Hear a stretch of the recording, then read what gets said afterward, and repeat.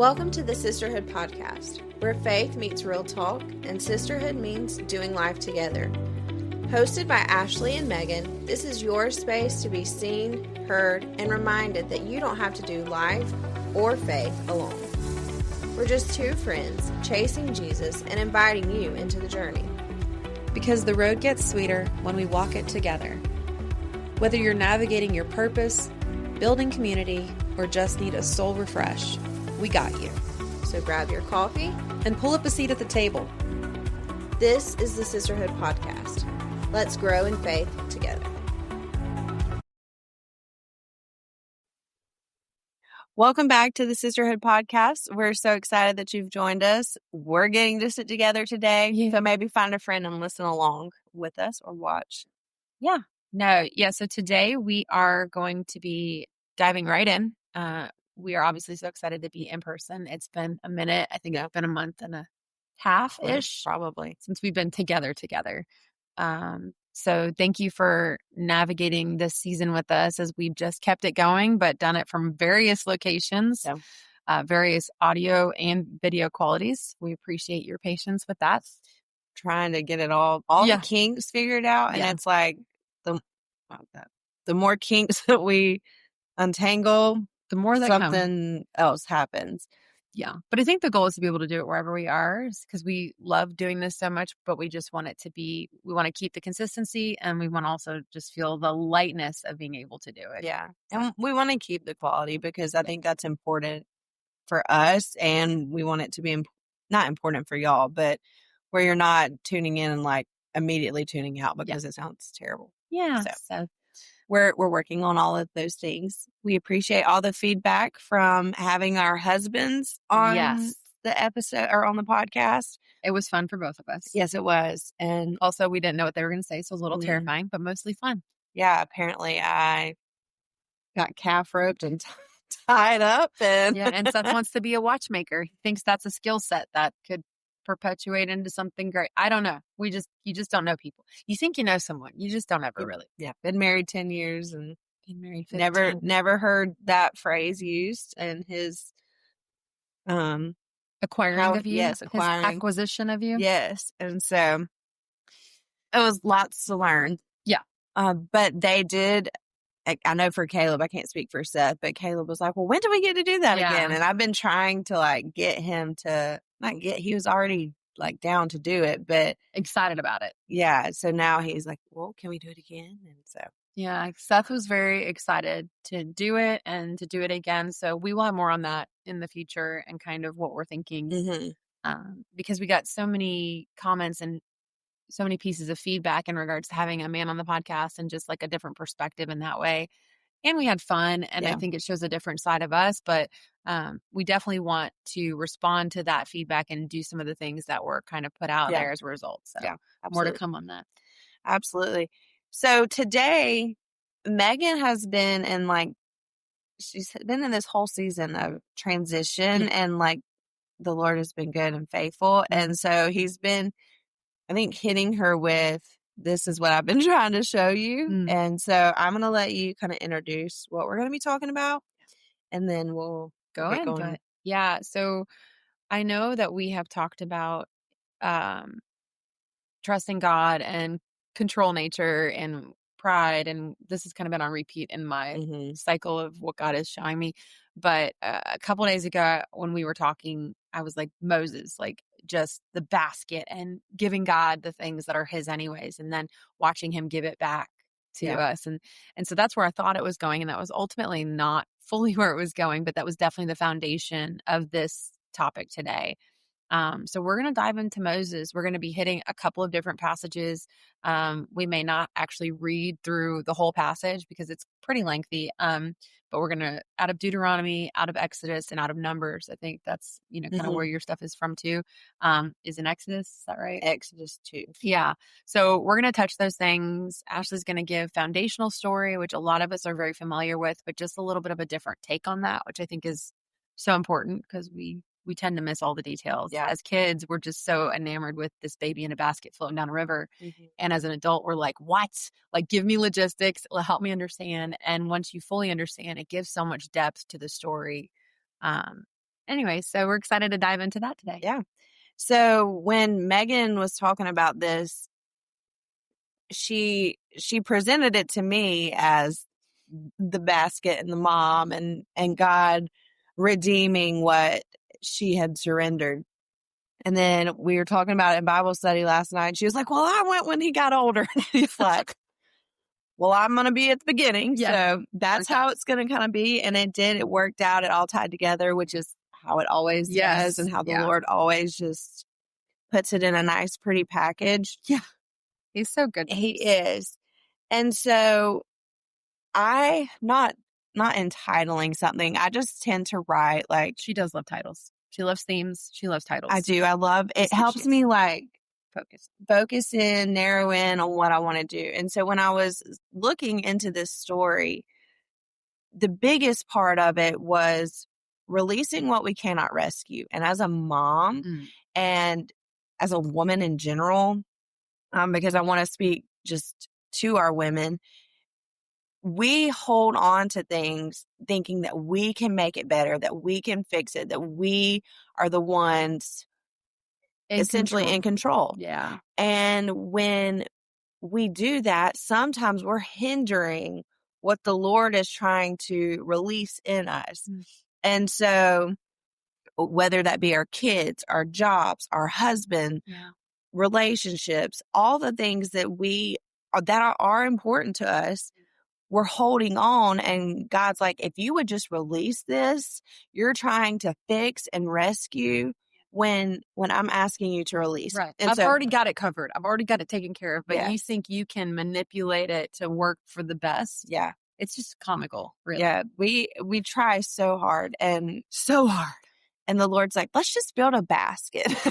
So if you look in. And you just said that and you kind of chuckle. Can you imagine how ultimately comical it is on the other side? Like, we always say hindsight is 20/20. This is something I thought of after last night. Like when she's like encountering the thought of her baby dying and God's like, just basket time. Yeah. Build a basket. And she's like, seriously, like the soldiers of the guards of the Pharaoh are coming in. They're taking these children, but you want me to, it's basket weaving time. Yeah. Like it's hobby time. Like she was probably like, it doesn't say she laughed like Sarah laughed, but I would imagine there was some kind of like, are you serious? Yeah. Seriously? But she did it. And so she did. Moses' mother, her name is Jochebed, and you can find her name in chapter 6 of Exodus. And it goes into like Moses. Oh. It goes into Moses's lineage into what his dad's name was. So they were from the Levite tribe, which is the priestly tribe when you get through like Abraham and Jacob, and it goes into all of Jacob's children. So Levi, and then you get the Levites. A little bit more backstory than you probably needed right now.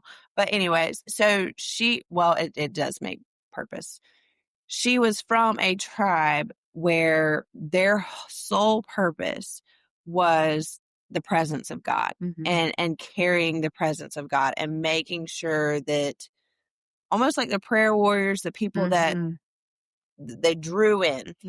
And spiritually leading. Yes. And so they knew about the sacrifices. They knew about what it took to get to the holiest place. And so she already knows all these things. So Jochebed, even in her sacrifice, she shows that faith is not passive. It acts, it builds, and then it releases. So right away, we're seeing a woman who is fully trusting God that no matter what happens, yes. Which I can't imagine, because fully trusting God, not knowing the outcome, and she's putting her baby's life into a basket, into a river, and just okay. Yeah. So her obedience brought divine reward, and it shaped the destiny of a nation. So we know a lot of her story, or of the story in the beginning of Moses, but she had a courage that was rooted in conviction. It wasn't going to be swayed. It wasn't going to be turned. And when you go into Hebrews, into chapter 11, the Hall of Faith, you read that Moses' parents were mentioned because of they hid their son for 3 months. So imagine, like, I sit here and I read this story at times too, and I'm just like, the Lord must have just had like a covering over their home To not hear that to baby not crying. yes, because other women were losing their children to the soldier. I mean, the Pharaoh's soldiers were coming in and doing raids almost and Yeah. getting these children that were males. And this isn't like what we picture now. It's not that they lived miles apart. It was No. camps. Yeah. So they were in their own camp. So you got to think like tents, like not even insulated walls. Yeah. There was no like acoustic panels to like absorb sound. There was no white noise machine. Yeah. There was nothing to cover him being a baby. So, but I have to think like in a lot of this, to your point, there was that covering. And also maybe he was at peace Mm-hmm. because God just allowed him, which I'd give anything for a peaceful baby. Yeah. So she had obviously just true courage, and true courage isn't the absence. I'm sorry, I'm looking at this because I want to make sure I read it right.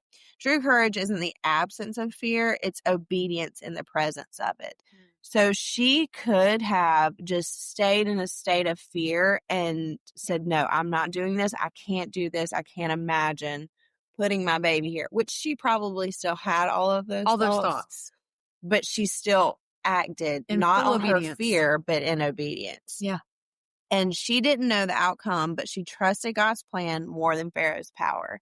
And especially in our world today where we're looking at government and we're looking at all the bad things that are going on, are we more quick to trust what God has said and what he has planned? Or are we more focused on, well, they're going to tell us that we can't go to church anymore, or they're going to do this or take this away or whatever. Or, some people get very invested in the end times. And not that we shouldn't be always, not that we shouldn't be always ready and acting as though today is our last day and serving God as such. But we don't need to live in the fear of that and what that looks like, which is what you're saying. We have a lot of people that are like, well, what if this happened? Well, God already knows the beginning to the end. So, and if I'm a child of God and he is with me, then I have nothing to fear. Yeah. That's how she operated. Yes.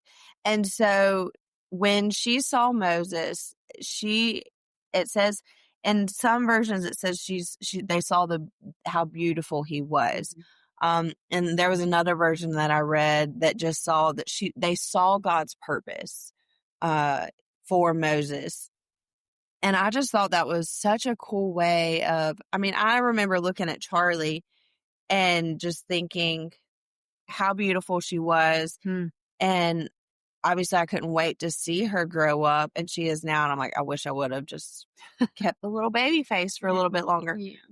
But this woman looked at her son and could see the purpose that God had for his life. And so it says, and you get in verse 3 of Exodus in chapter 2, and it says that she built a basket. And the Hebrew word for basket is tabah.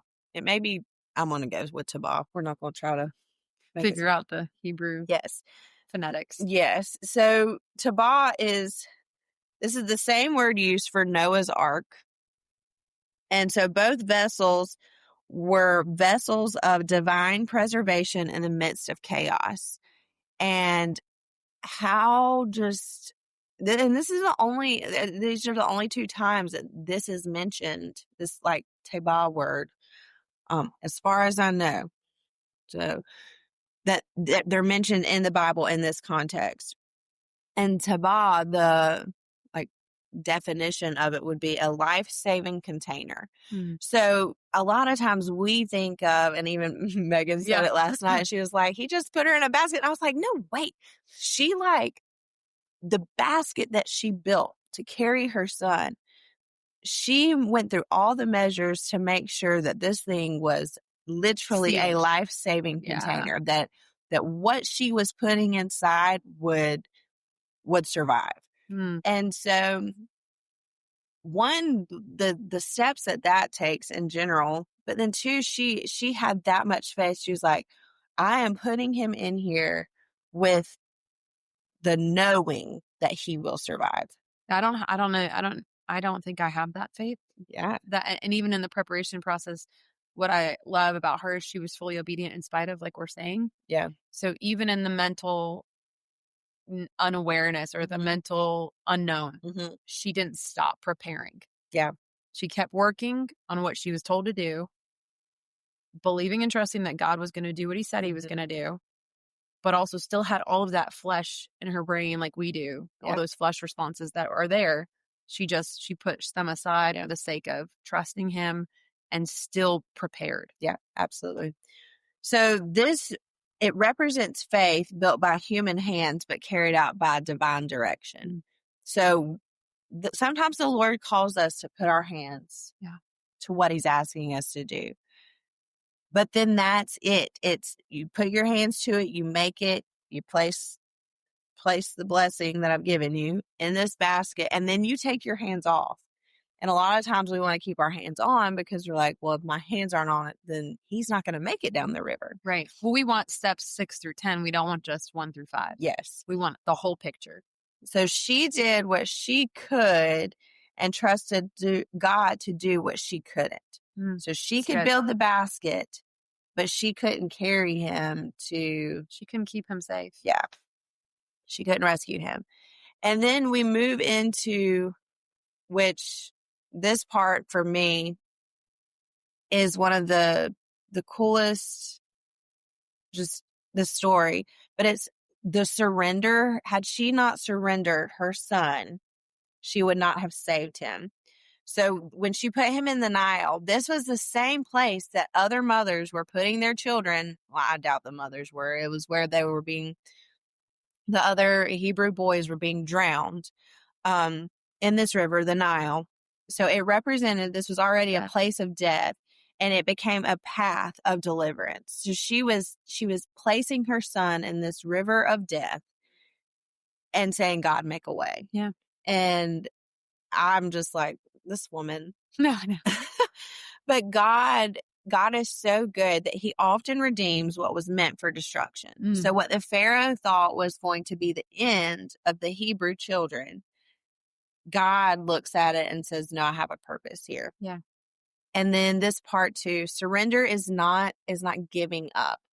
It's giving over. And we think of like when you see someone surrender to the cops or whatever, it's like a sign of giving up. But what she was doing was giving over to God's power and not her own. That's good. And so she was strong. Yeah. She was a very strong woman. And I hope to... Old Jackie. Yeah. I hope to have that kind of strength.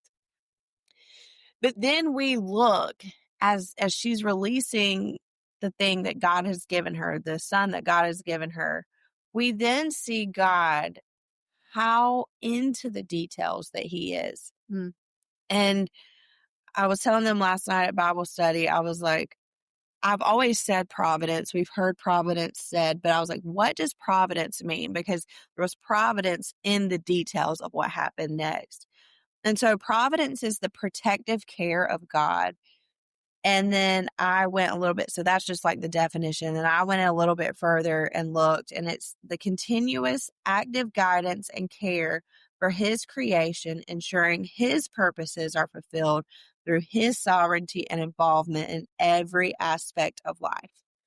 So when she was turning Moses over to the river and to God, she's saying, all right, you've got to be in all the details of this. And we see that.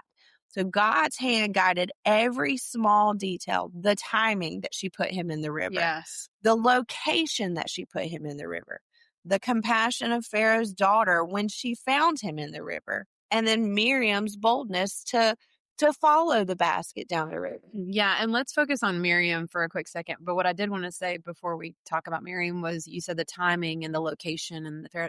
Like, think about God even managing the current of the water. Like, the wind had to be certain and specific, that it just every tiny thing that we will completely take for granted. Yeah. He was like, no, these reeds are here, so he's got to be dropped in right here. this wind is going to come through this like this, and it's going to maneuver him down here. She wants to bathe here this morning. I'm going to tell her servants, I'm going to whisper in their ears to move her down this page. Just all of the things where we take for granted the details that God is so intricately weaving in our lives. Yeah. I think that's beautiful. And so Miriam comes into play. So Pharaoh's daughter sees this baby. They open the basket, the baby's crying, and she was like, we need someone to care for this baby. And Miriam's like, do you want me to go find a Hebrew mother to nurse him? And like Miriam's, like, she's a child. We don't know how old she was, but I'm imagining like maybe 9, 10 is kind of what I have in my head. And so she's like, do you want me to find? And so the way that God even put in her to follow the basket. I don't know if her mama told her to, like, you follow, make sure he gets somewhere safe or what, but she followed, she saw what was happening, and she immediately responded with, I know somebody that can help. I think what's great about Miriam too, and something that we referenced this last night, is the boldness that she operated in. And we are all, especially in this time, in this climate of the world, feeling very emboldened and very like, we're not going to sit by anymore. We're not going to be silent anymore. We're not going to be subdued anymore. We were going to love people aggressively because that's who Jesus is. And at the end of the day, that's all they need to know. That's all they need to hear as we walk with people. But Miriam was so bold, but she was not stupid. She was not bold and then opened her mouth and didn't allow the Holy Spirit to filter those things. She had knowledge, but she acted on it in wisdom. Yeah. And I can't imagine following him. First of all, watching your mother put your brother in the water. Yeah. Because Miriam is not being told by God what to do. Yeah. Jochebed is. Yeah. And so that's so many times we see people do things and we qualify it as crazy, but God is not speaking to us about their lives. God's speaking to them. Yeah. And so Jochebed puts the baby, so she's watching all this unfold. And yeah, maybe Jochebed did say something to her, maybe she didn't. But as she's falling, can you imagine how many times she wanted to maybe reach in and grab her brother out? Yeah. She's already seen what's happened to all these other boys. She's seen what's happening here. This is a very scary time, a very hard climate to grow up in. Yeah. As a boy specifically. So she's seeing her brother. And so she knows the reality of the situation. I mean, it's not like we have kids today that play toys and, are, just innocent. Yet they had to grow up. Yeah. Culture was demanding of them. So I love that she, again, this is God in the timing. She waited and then even waited. She's watching. Imagine like that urgency when you're watching the basket and you see the Pharaoh's daughter and you're like, oh my gosh, she could kill him because she could. Yeah. And so she might have wanted to just like run in and grab it and she didn't. Yeah. And not only did she not do it then, but she waited and watched the Pharaoh's daughter open the basket, encounter a problem or an obstacle, and then she gives the solution. Yeah. Well, and two, I'm thinking like, kids nowadays, they would have been like, that's my brother. My mom can help take care of him. Yeah. Like that could have been her response, but she was like, do you want me to go find a Hebrew mother that can be his wet nurse? Yeah. Is essentially what they're called. Yeah. And so even in all the chaos of the river and the releasing and all the things, Pharaoh's palace then became a place of God's promise because Moses was going to live there. So we see that Jochebed has released Moses to the river, to God, to fulfill whatever purpose that God's wanting to use. So when we release things, God restores back what faith releases. And that is such a good reminder, one, that when we take our hands off of things, the way that he comes in is like, see, this is what I had for you. If you would have let this, like, when you let this go, this is what happens. So she not only got her son back, but was paid to care for him. And that's just a look at God moment too. Like, because I'm not getting paid to take care of my kid. And you're not getting paid to take care of your kid. Usually in today's society, we're having to pay somebody else to take care of our kid. Yeah. And so she not only got back her son, she's getting paid to take care of him, and she's getting him in those most formative years of his life. Because when he goes back, he's usually, what I've read and studied is about 2 to 4. We don't know the exact age, but that 2 to 4 time frame once he's weaned and and is more developed. So he was with his mother and his brother and his sister and his dad in a time where he was learning, and we don't know how much he learned in that stage, but we know that as he gets older, there was something that clicked up. These are my people. Yes. Yeah. And so, and this is who I am, and this is who my God is. yes. And so God's reward for obedience often exceeds what we can imagine. His mama probably didn't know that she was going to get him back. No. And that's how God works. So surrender, and our surrender, it leads to provision and not deprivation.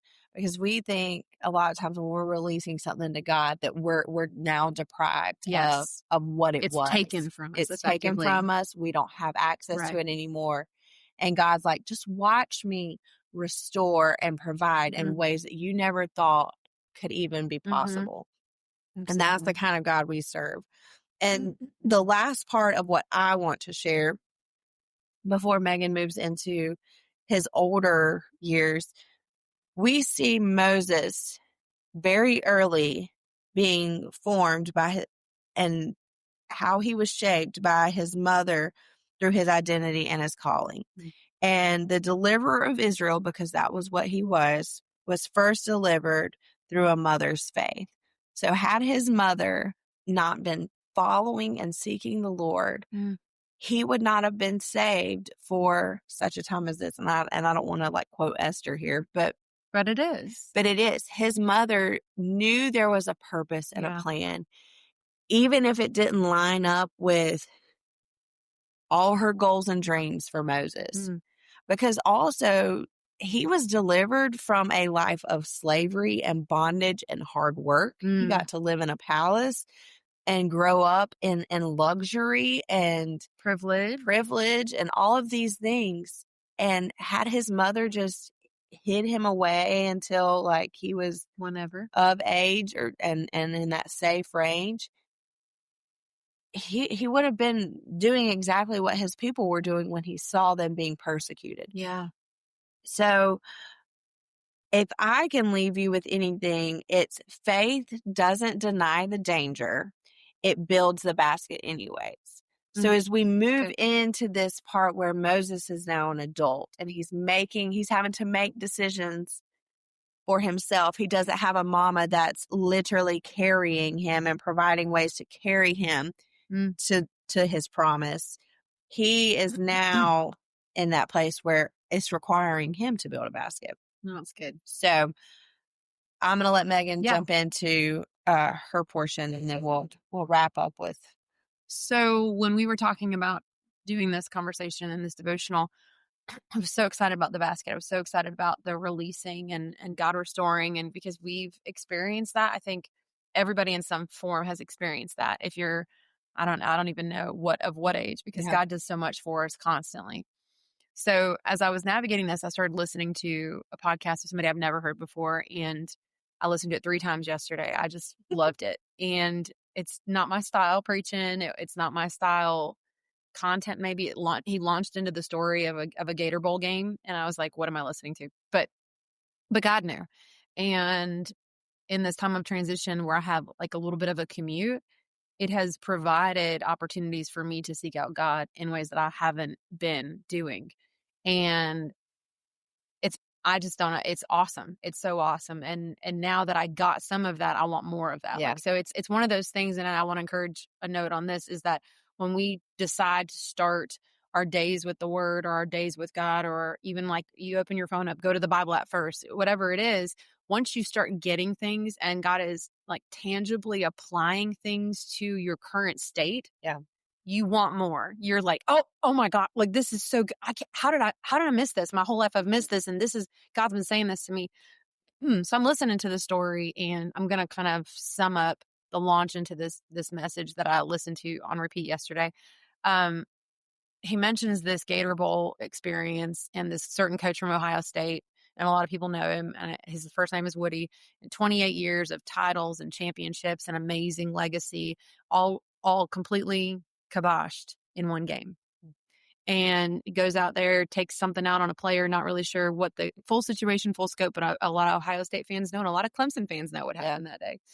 I also thought that was so ironic. I'm from Florida, so it was like Gator Bowl, so I tuned in, and then they're like Clemson. I was like, wait a minute, South Carolina. So God is just so good about pushing those places, and again, in the details of everything. So he kept on talking about this legacy that this man operated in, that because of a moment, one moment, his Gator Bowl moment, he kept on qualifying it, that was removed from him. And I was like listening to it, and how many times we forget all of the milestones and all of the things that God has done in the moment. And then because of that moment, it's completely adjusted where the next, where the purpose is taking us now. So when we look at Moses, and I was really like, I don't know why I'm talking about an adult Moses now. I don't know why I'm listening to all this content. And as I got to the end of it, I was like, oh, I'm Moses. Okay. Okay. Because we try, and like Ashley said, we try to make it happen. We think we have like the hand in it. And even some of our conversations last night where I just don't, I don't know how I feel about certain things about this. And it's like, we feel on some level that we have control on these things, and we just don't. It's comical, and it's not, I don't think it's like laughable, but in my heart, it's comical, the things that I thought that I controlled, the things that I thought that I made happen.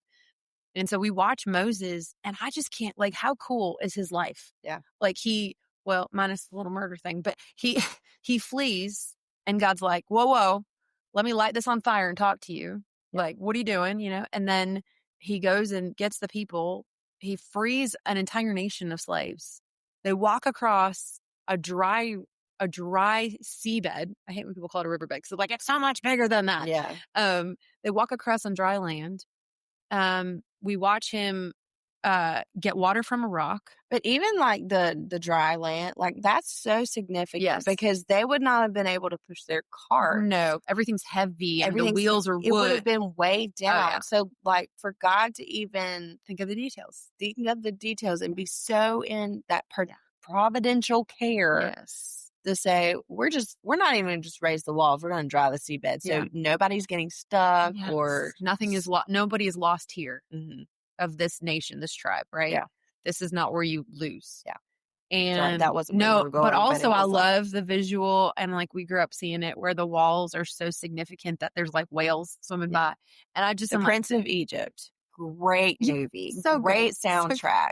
Really good soundtrack. Yes. Phenomenal. Yeah. So if you want a good family moment of Moses, that's a good one. That's the one. But I just have that visual still. Yeah, I do too. There's no other movie, which I haven't really seen other movies done of it, but there's no other, like, even when I'm reading it, I'm like, with the soundtrack thing. That's a little clip of the soundtrack for you. Much better than that.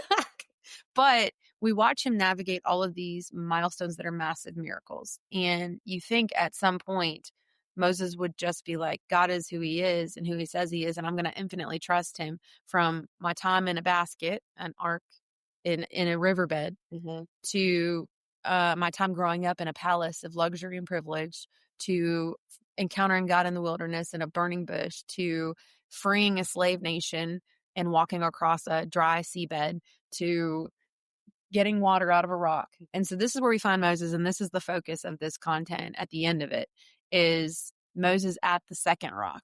And so we see in Exodus, Moses gets the staff. God tells him, hit the rock, water's going to come forth. The people are whining, they're complaining, they're thirsty. And I think of my kids, like at the end of soccer practice, my legs are tired, I don't want to do this anymore. And you're just like, get in there, come on. You haven't seen the fruit yet. Come on, we're almost there. And I got to believe that Moses was that way. Are you kidding me? Like, we're almost there. You got like 5 more minutes, just 5 minutes, get some water, go. And so he's trying to refresh the people, and God gives him the method to do that. So we see him do it in Exodus according to God's word and what God spoke over him.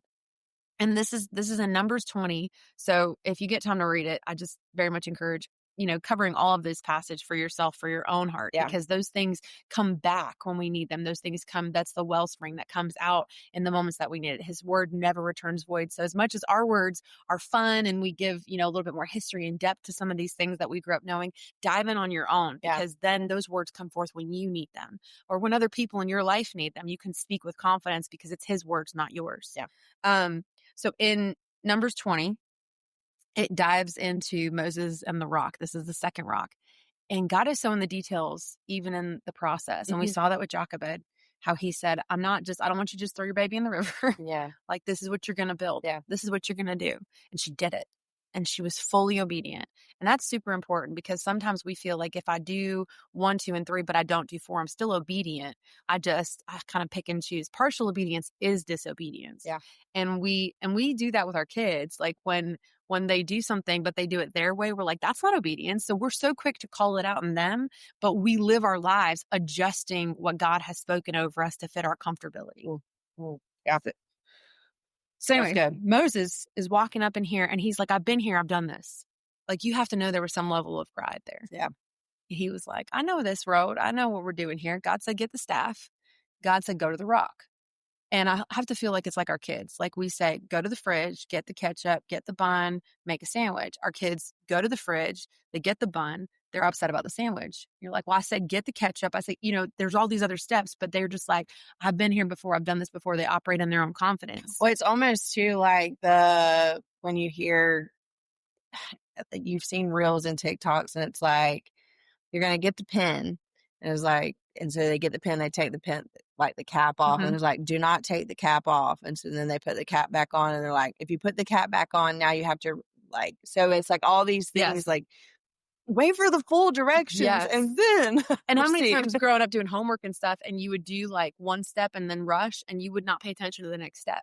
Yeah. I remember teachers giving us tests in like school, and it was like, some people would just automatically start with question 1. And if you read the directions, it was like, skip to question 7, do the prompt, and then turn your test in. Yeah. And people are like looking around at like these ones that are like finishing super early. And then like they get to question 7 and it's like, if you didn't read the first part of the directions, continue the test on. And so, well, it's so we're so wired that way. We're in a rush to get there, which is like with everything, which is the other point of Jochebed, I think is so beautiful, is that she saw the plan, but she didn't rush. If you hear my dog snoring, I'm so sorry. I'm living his best life. He is. But she didn't rush to step 10. She allowed God to work in all of the steps. Yeah. I think we're all wired that way, where we want to just get to the result. We want to get to the fruit and we don't want to do the work. Yeah. So we've got Moses, and he is here at the second rock, and God says, get the staff. And he gets the same staff, and go to the rock. And he goes to the rock, and he says, I want you to speak to the rock. And we watch Moses just completely disregard the rest of the steps. And I didn't really understand why this was such a focal point of this message that I listened to on repeat yesterday, but he speaks to the people, not the rock. And then he claims this moment for him and Aaron. And then he hits the rock. So I'm like, okay, well, why is this important? Why is any of this important? And first of all, he took the glory from God. He made it, he said, do myself and Aaron need to bring water out of this rock? And water came forth. And a lot of people are like, well, why would God allow water to come if he was disobedient? It wasn't the people's disobedience. It was Moses. So what he had for Moses was a different kind of consequence, because he's like, you made this decision. My people will still need water. Yeah. So God is so good in that he doesn't allow, I know we have all of these different versions of what suffering looks like, but he doesn't allow others to suffer for our disobedience. And so he takes the glory from God. He takes that moment where God was trying to sanctify himself to his people and provide what they inherently needed, like literally water on their lips, right? Literally that moment. And he took that from him. And then the other part that's really important is that he didn't speak to the rock. God wanted him to speak to the rock because God wanted his glory to happen where an inanimate object and nothing of Moses' power could make it happen. Yeah. And so God had such a orchestrated moment there, and Moses just put the kibosh on it. He had his Gator Bowl moment. He got out there and he was like, absolutely not. I'm done with these people and they're complaining, and I'm doing it my way. Now I followed a little bit, so I'm still a little obedient. And God was like, absolutely not. It's disobedience here. And so then we watch, we listen, we read God take away the moment where he said, you will not enter the promised land. Yeah. These things that you have worked, I can't imagine, 40 years in Egypt, 40 years walking, 40 years, it's all gone because of that moment that he partially obeyed. He disobeyed. He was disobedient to what God had. And we know that he God had used him so far and all these milestones that God had done for him. It was like in that moment, he forgot. And I love the words in here, and it's worded a couple of different ways. I think this one is NLT, New Living Translation. So in the King James Version, it says, because you did not believe in me enough. God, that just hurts. To demonstrate my holiness, to sanctify myself to my people, you will not lead them into the land that I have promised. In the NLT, it says, because you did not trust me enough to demonstrate my holiness to the people of Israel, you will not lead them into the land that I'm giving them. And 20 what? Chapter 20, Numbers chapter 20, verse 12. And verse 12. Yeah.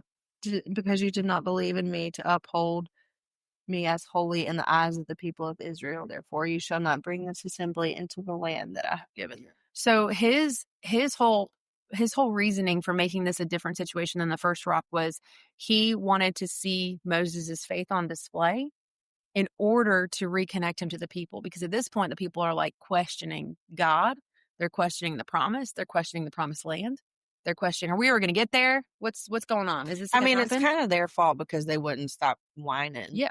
But I mean, but that's how we are. Yeah. Inherently, we're like, God, why am I here again? God, why can't you make God, if you're the God that, and that's a Satan moment right there. Like, you're the God that can call down anything. So call down your angels. Yeah. Like such a pride thing. And so but as flesh, we can relate to all these people that are complaining and murmuring and bickering and whining because that's who we are. And that's my kid on the soccer field. My legs are tired. I don't want to do it. And we're just like, we're almost there. It's 5 minutes. Sorry, I'm just a little salty. But what he needed is for Moses' faith to speak louder than any words. That's why he didn't want Moses to address the people. Yeah. He wanted Moses to address the rock, and then God in his infinite power and glory to hit that rock in his power and glory, not Moses, not his hand, and then bring forth the water so that the people would be connected and sanctified to the Holy Lord. Mm-hmm. And so he not only took that from God, he took the glory for himself, but then he didn't have enough faith. And I just can't, and that's who we are. And I was like sitting there, I'm like, Moses, you're so dumb. Oh, I'm Moses. Because we navigate all of these things. We get through all these milestones. God is so good about doing, and he's done, and he continues to do, and he does not change, but we make him a box. We make him a timeline piece. Mm-hmm. We're like, I know you did that when I was X, but you're not going to do that now. So let me just take care of it. Let me take control over it. Let me make it happen, God. And he is still the same God. Mm-hmm. We are different. Yeah. We are so far removed from the miracle and the milestone that we forget the God that we serve. And so we talked about that even last night, like documenting the things that God is doing. Keep on talking about it. Like, I don't care if people get sick to death of you talking about the things he's done in your life. That is the best way to remind yourself of the God that you're working for, that you're serving, that is inside of you. That's the authority and the power that we have. These are the things that he has for us, but we forget. Yeah. It's wild. I mean, how did he forget? Baby in a basket, Egyptian prince, not by birth, but by providence. Yeah. And then burning bush. And then how could he, Moses, with all these physical miracles? I mean, even the plagues. Yeah. I mean, we're not even talking about those today, but just how he watched God pour out these plagues on the Egyptian people. Yeah. And his people were spared. And but it's like us to forget those things. And we were talking earlier, Moses still, even though he had a consequence for his actions, he still had to prepare the next generation, because you see it in Joshua and Caleb, the next generation to lead these people into the promised land. So even though he was disobedient and he didn't get to step in, God still used him to teach and to raise up those behind him and say, look, I made this mistake. Don't miss out on this because of like me. Stay steadfast, stay listening to God and tuned to what he's saying, so that those that you're leading do not fall astray either. So good. And I think that's important to recognize in Moses, that even though he wasn't going to get to be in the promised land, as Christians, no matter what anything looks like for us, we don't deserve anything. but it is in us and it is part of our purpose here on earth to lead people to him. So regardless of our situation, of the obstacles, of the circumstance, of our own doing, we are called, we are qualified, we are equipped, we are chosen to lead people to him. Mm-hmm. So it doesn't matter anything we get on this earth, anything we don't get on this earth, we couldn't come close to deserving. God is so good to us. But our goal, our purpose, our ministry here on earth is to lead people and love people like Jesus. And that's what he did, even in spite of that moment where, you had to know, like, he's probably, God, are you sure about that? What about now? Like, how about now? I feel like I would be that way. Yeah. Or have we changed our minds? Yeah. I have my kids. Yeah. But, and you read it all throughout scripture, like even when like the miracle didn't come for somebody or something didn't happen for somebody. And we see it even in today, like if the miracle doesn't come, they're still not stopping from leading people to Jesus. Yeah. And that's the ultimate goal is training up that generation. Don't make these same mistakes that I did. This one moment defined me and prevented me from entering into, he got to see it. He got to see it. And that's how good God is, that God allowed him to see what the people were going to walk into. Yeah. And so I think that for him was like the redemptive part of it, that God was like, I'm going to let you see. Yeah, the piece of the fruit, the actual promise. Yes, but you're not going to get to come in. So there was still that, because you disobeyed, because you didn't follow me in this, you can see it, but you're not going to enter in. And so that would be like my kind of encouragement to you, is that go in fully faith-filled and not questioning, so that you don't miss a moment where God's like, I have this for you. And like, don't give him the opportunity to take that away because we disobeyed. Right. We didn't do our part. We did parts of it. Mm-hmm. And we don't want to miss it. I think there's one of the questions that you had in your wrap-up notes from last night was really, really worded well. Yeah. So I guess we'll just leave this with you. What am I building and releasing to God right now? And do I trust him enough to carry it where I cannot go? And that's really hard. Even like with the devotion book that I've written, like, I don't know, like I did it because he asked me to, but after it's done, like that's on him for it to go where he has for it to go. And even in Honduras, some of the connections that I made a connection the very first night with, she's in Texas and she's a counselor. And so she just had this like calming presence about her. And me and Candace were both just like shared our whole life story. And we just met this woman. That was just I don't know, it was just a piece, whatever. Right. But she was so sweet.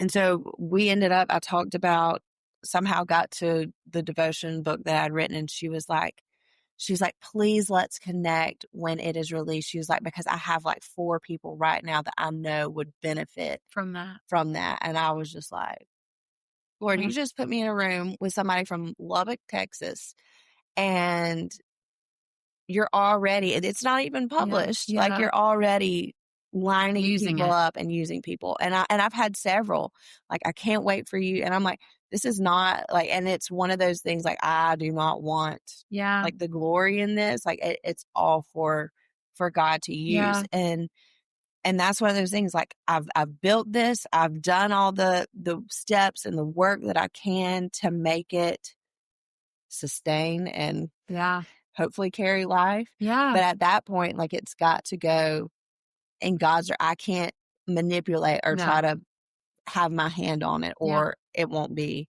what it's supposed to be. And so I don't know how that got brought in and tied in, but it did. I think it's good. I think it's one of those things, like, but it's operating in obedience, and God has so many things in store for us. And unfortunately, we're not like Jochebed. We don't get to see the entire, the plan, the scope. Yeah. We just have to trust and she had to trust also, but I'm saying we just have to trust in the complete unknown. Yeah. And I love that for us, and I hate that for us. Yeah. But if he has done it, he will do it, and he Yeah. continues to do it. And we have to believe that. And we even talked about journaling last night. So the other encouragement in light of that question is journal the things that God is doing and has done, so that when you get to the places and new milestones where you are not trusting or not believing or having a moment that is flesh, that is totally normal. It is absolutely okay to have those moments. He can take your questions. He can absolutely handle them. But being able to look back and see when God has is going to help you know that he will. Yeah, absolutely. So, I mean, that's why we read the word. Yeah. Anyways, so we're going to pray today. Ashley's going to say the blessing. I know she's just going to say the blessing. The blessing. I feel like that's that moment from National Lampoon's Christmas Vacation when she's like, the blessing. Sorry. Anyways, Ashley's going to say the prayer. We are so thankful for everybody that is following, that is listening, that is sharing. We just love y'all. And so hopefully y'all have a great rest of your week. And so shout out to my friends from Lubbock, Texas that we met in Honduras. And I think Megan has a shout out to a friend that she met in Malden. Yes. We have been loving our sisterhood podcast hats. They have encouraged a lot of conversations, and that leads to conversations about Jesus. So I have a friend, Connor, that has a wholesale furniture store in Malden, South Carolina. So if you are looking for some good pieces at a discounted rate, which they have some Target stuff in there, so I'm just letting you know. But it was great. It was a great conversation, and just any opportunity to share people what we're talking about. It's awesome. Yeah. So thank you again. We hope you enjoyed today and continue to come back. But we're going to pray. Lord, we just thank you for being a God that sees all the details, that you are so in the details that sometimes we just have to get out of the way so that you can provide and do as you will.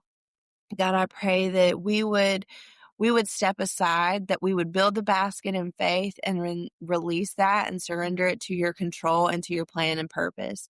Lord, forgive us for when we have just tried to hold on for too long.